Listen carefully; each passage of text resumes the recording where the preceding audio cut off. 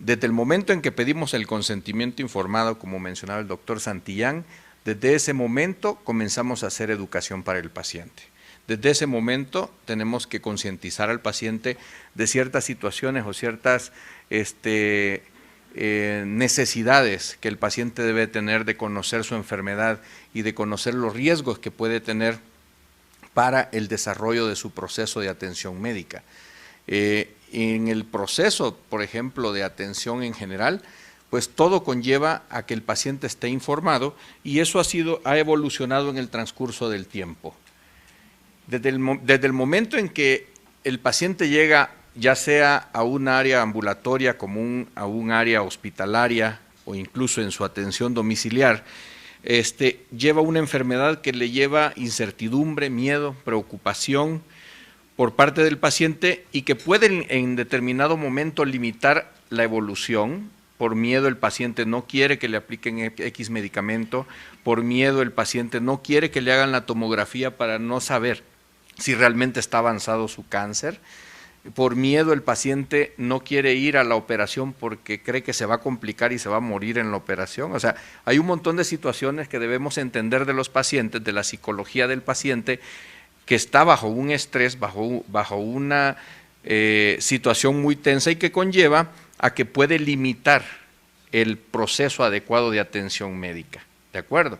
Y es trabajo de todo el personal de salud poder educar al paciente en esa situación para que garanticemos el apego y el éxito final de una intervención terapéutica, sea médica, sea quirúrgica, sea social, etc.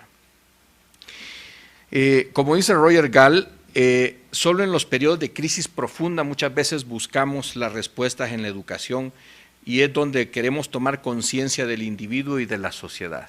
Si se fijan, cuando han habido epidemias como la epidemia de influenza, posterior a la epidemia de influenza siempre las tasas de vacunación de influenza se elevan muchísimo, el año posterior o el que sigue, después de una epidemia de influenza disminuye mucho porque la cobertura de la vacunación es muy amplia, pero después de eso se va perdiendo con el tiempo hasta que bajamos otra vez las tasas de vacunación y vuelve otro periodo de epidemia de influenza. Entonces, esos ciclos son porque solo en ciertas situaciones tomamos conciencia de educarnos hacia cómo prevenir enfermedades. Por ejemplo, vean ustedes, hasta que se determinó la importancia que había deletérea en los niños del humo del cigarro, hasta en ese momento se empezó a educar a las personas hacia el tabaquismo, ¿no?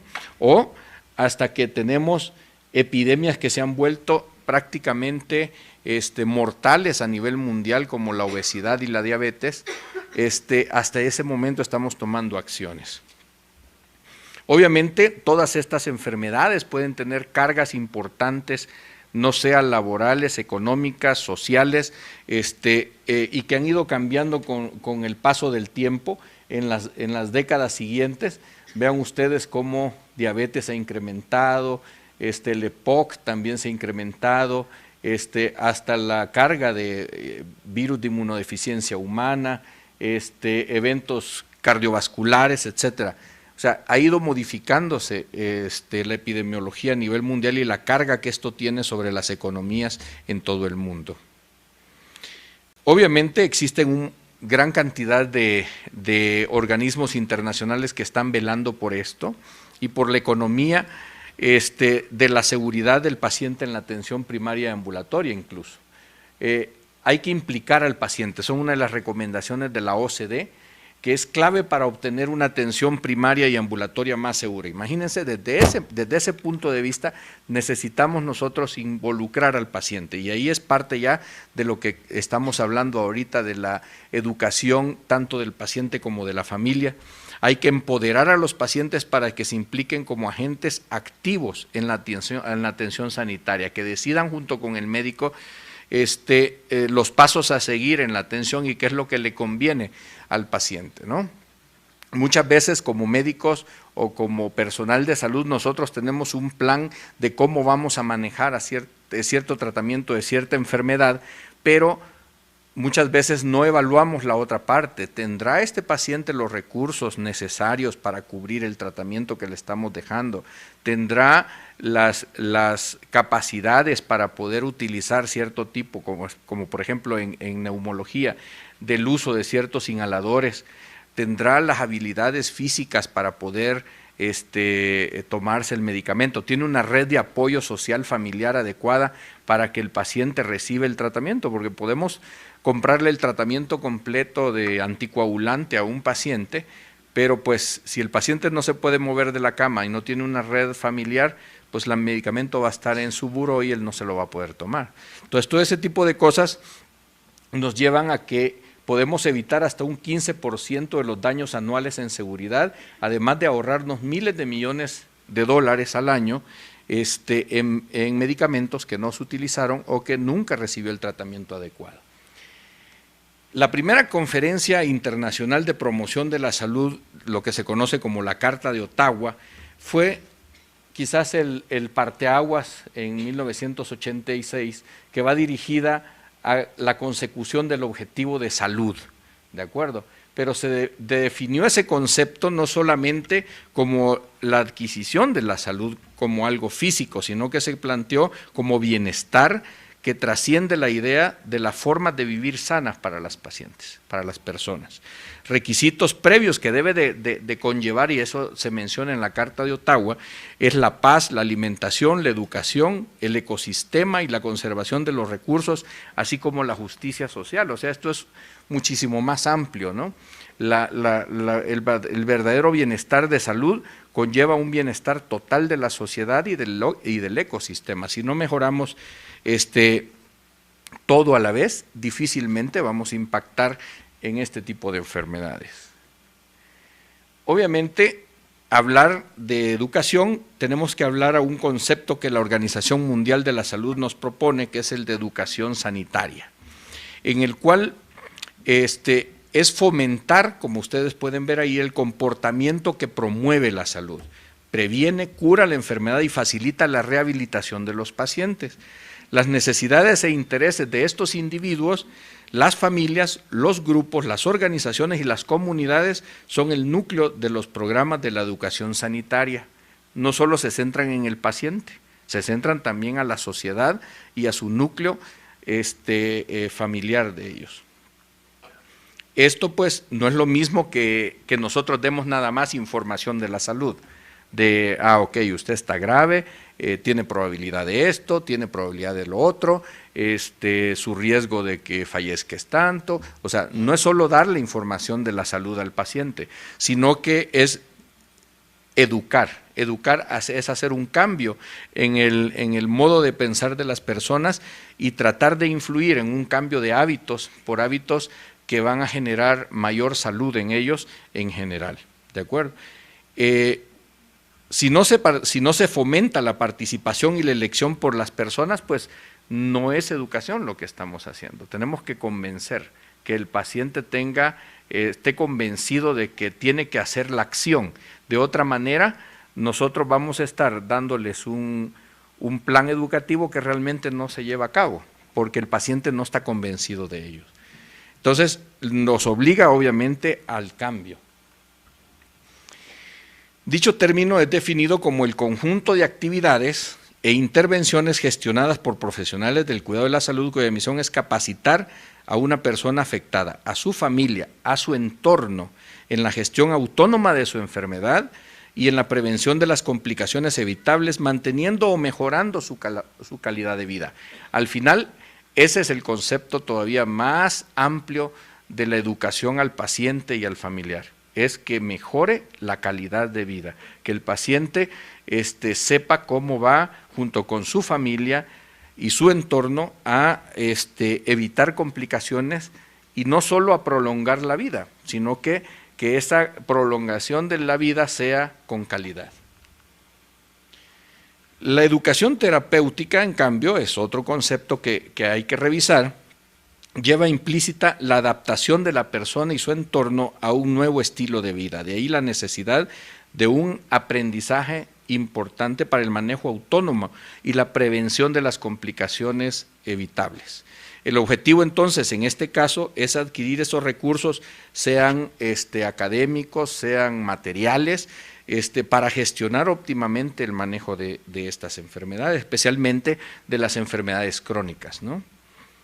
Obviamente explicarle a los pacientes es parte de la educación que debemos hacer y en ese sentido explicar los detalles y las necesidades de aprendizaje, que es un aspecto importante que en la forma práctica se debe de dejar evidencia a nivel del expediente para poder nosotros llevar un registro de ese tipo de intervenciones. Pero aquí lo más importante es que debe de haber una relación entre la terapéutica y la comunicación, ¿de acuerdo?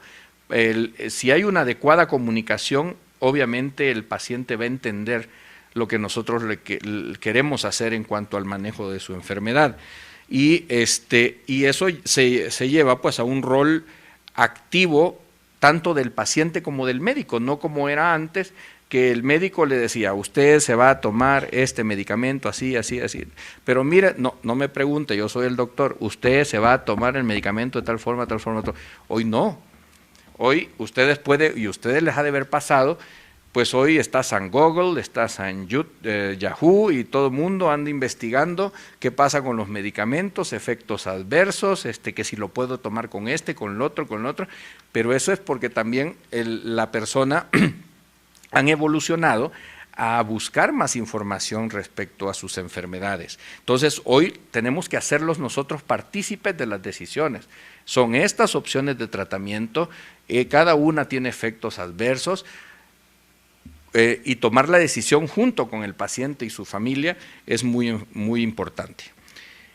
Y debe de ser, obviamente, una información y una decisión compartida y deliberada. ¿De acuerdo?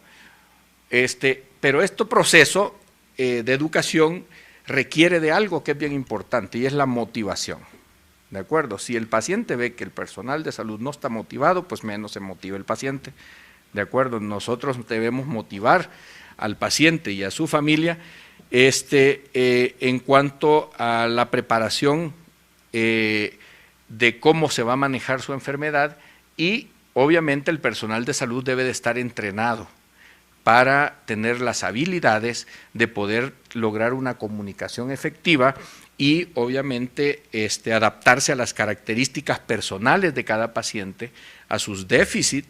Por ejemplo, no va a ser lo mismo que hablemos con una persona que escucha perfectamente bien que con otra que tiene déficits auditivos y que nos va a limitar que nos entienda, o a déficits visuales, en los cuales pues no le podemos pedir a una persona, que tiene problemas visuales, vea, se va a tomar la pastilla rojita en la mañana y la verde en la tarde, pero si el paciente no puede ver, entonces difícilmente va a saber cuál de las dos es, ¿no? Entonces, todo ese tipo de déficit de cada paciente tenemos que evaluarlo para hacer nuestro marco de educación, de las habilidades con los conocimientos previos que tengan y las situaciones personales y sobre todo la motivación.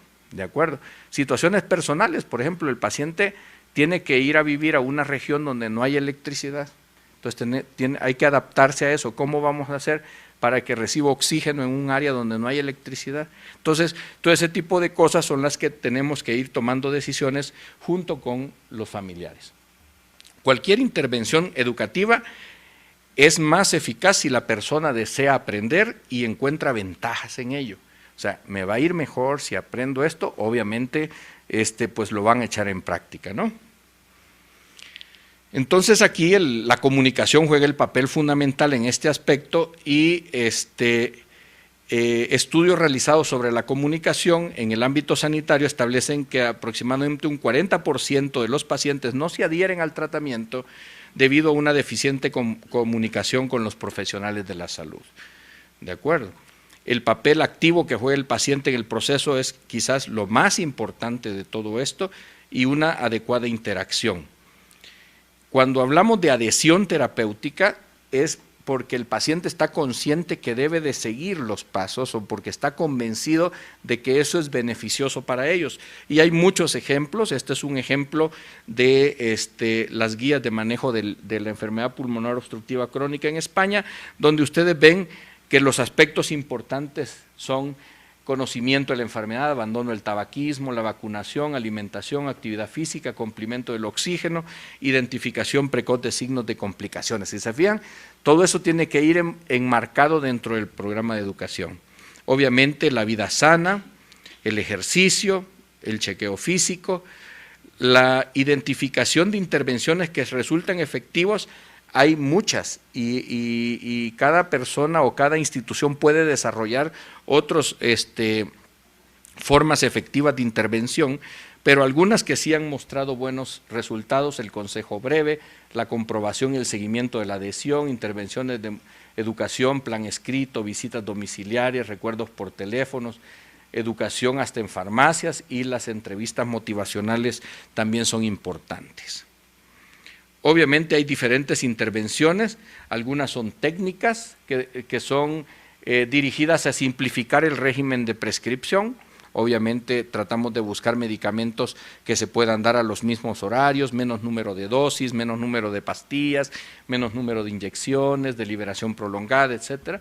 Conductuales, más que todo recordatorios. Acuérdese, si usted no tiene electricidad o no tiene reloj, a la hora que cante el gallo, a esa hora se va a tomar la medicina. Entonces, hay un montón de recursos que se pueden sacar para que el paciente se acuerde de la administración de sus medicamentos. Educativas, que van orientadas a que el paciente adopte voluntariamente una actitud positiva al medicamento, a la medicación, mediante el aumento del conocimiento de la enfermedad, del tratamiento, la importancia de la adhesión, los hábitos saludables, y que eso puede desarrollarse de formas individuales o grupales. Apoyo social y familiar, que eso es muy importante también, los programas de ayuda domiciliaria, la concesión de ayudas para el pago de medicamentos, el costo-beneficio. Otras de las técnicas o intervenciones van dirigidas al profesional sanitario, cuyo objetivo es mejorar la adhesión a través de programas que conozcan técnicas educativas. El personal de salud debe tener técnicas educativas para que pueda ser más adecuadas las intervenciones que deba de hacer, y las combinaciones de muchas de estas pueden realizarse en formas paralelas, ¿no? La única forma útil de mejorar la adhesión de los pacientes ha sido la que utiliza dos o más de estas intervenciones. Por lo general, una sola de ellas no nos ayuda mucho a la educación del paciente y su familia, pero dos o más de ellas sí nos proporciona mayores resultados adecuados. La comunicación para la salud es de gran importancia en el hábito de la educación del paciente y sus familias, ya que por medio de nuestras acciones lograremos elevar la calidad de vida, el bienestar y la salud de la población. Y educar a nuestros pacientes es trabajo de todo el personal de salud e incluso del grupo familiar. ¿De acuerdo? Así es que cuando tengamos que explicar a los pacientes, tenemos que hacerlo de una manera que ellos nos puedan entender. Muchísimas gracias.